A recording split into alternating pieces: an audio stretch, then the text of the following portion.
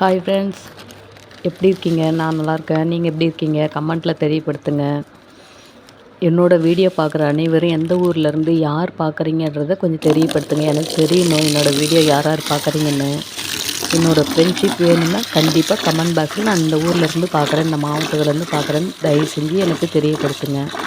இன்றைக்கி நான் வேலைக்கு போகலை, துணி துவைக்கலான்ட்டு துணி எடுத்துகிட்டு போய் ஊற வச்சேன் ஃப்ரெண்ட்ஸ். நான் 10 நாளாக துணி துவைக்கல. ஏன்னா உடம்புக்கும் முடியல, வேலைக்கு போயிட்டு வந்து வீட்டில் வேலையும் செய்ய முடியல. அதனால சரி 2 நாள் லீவ் போட போகிறோம்ல, நேற்றே லீவ் போட்டேன். 2 நாள் லீவ் போட போகிறோமே, சரி துவைச்சிக்கலாம், 2 நாள் லீவில் அப்படியே எல்லா வேலையும் முடிச்சிக்கலாம் அப்படின்னு கொஞ்சம் அசால்ட்டு தானமாக டெய்லி வேலைக்கு போயிட்டு வர்றது, சாப்பிட்றது, தூங்குறது, டெய்லி வேலைக்கு போகிறது, சாப்பிட்றது, தூங்குறது, இதே மாதிரியே இருந்துட்டேன். நீ ஃபுல் துணி வெளுத்து கட்ட போகிறேன் பாருங்கள். அவ்வளோ துணி ஊற வச்சுட்டேன். சோப்பு தூள் போட்டு நல்லா ஊற வச்சு குறைஞ்சபட்சம் ஒரு மணி நேரம் 2 மணி நேரமாக ஊறினா தான் நல்லாயிருக்கும், எனக்கு பிடிக்கும். எல்லா துணியும் ஊற வச்சிட்டேன். இதில் பாதி துணி காலையிலேயும் ஊற வச்சுட்டேன். ஒரு பக்கெட் துணி, அந்த பக்கெட் துணியும் காட்டுறேன் பாருங்கள். நிறைய ஃபுல் துணி. காலையில் நேரம் கழித்து தான் எந்திரிச்சேன். டெய்லியும் 5 மணிக்கு 5:30 இது மாதிரி எந்திரிச்சு வீட்டில் வேலையை முடிச்சுட்டு கிளம்பி வேலைக்கு போகிறோமா, நைட்டு 10 மணி அது மாதிரி ஆகிடுதுங்களா படுக்கிறதுக்கு. எனக்கு காலையில் கொஞ்சம் நேரமாக ரொம்ப நேரம் தூங்கணும்னு ரொம்ப ஆசை. நேற்றெல்லாம் பார்த்திங்கன்னா ஒரு 11 மணி 12 மணி இருக்கும் நான் எந்திரிக்கும் போது. காலைல எந்திரிச்சு டீ வச்சு குடிச்சிட்டு கம்முன்னு படுத்துட்டேன். எனக்கு காலையில் தூங்குறது அவ்வளோ பிடிக்கும், அதுக்காகவே லீவ் போடுவேன். அதோடு இல்லாமல் இன்றைக்கி வண்ணாரி கோவிலுக்கு போகணும் அப்படின்றதுக்காக போட்டேன். அப்புறம் போக முடியாத சூழ்நிலை ஆயிடுச்சு.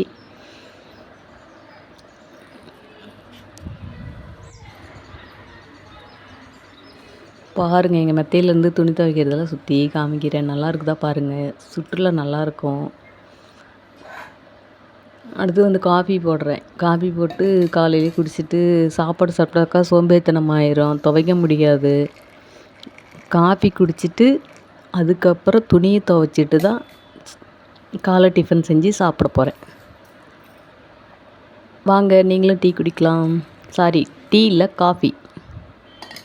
எனக்கு காஃபின்னா ரொம்ப பிடிக்கும். மேக்ஸிமம் டீ எடுத்துக்க மாட்டேன், காஃபி ரொம்ப பிடிக்கும். அதோட கொஞ்சம் மிக்சர், பசி அடங்கணும்ல. டைம் என்ன தெரியுங்களா? மணி 10 மணி. அதனால் கொஞ்சம் பசியாக இருக்குது. அந்த பசி ஆற்றுறதுக்காக காஃபியும் மிக்சரும் வச்சு குடிச்சிட்டு துணி துவைக்க போகிறேன். உங்களுக்கு யார் யாருக்கு டீ பிடிக்கும், காஃபி பிடிக்கும், கமெண்ட் பாக்ஸில் தெரியப்படுத்துங்க. நான் வந்து நிறைய ஃப்ரெண்ட்ஷிப் வேணும்னு நினைக்கிறேன்.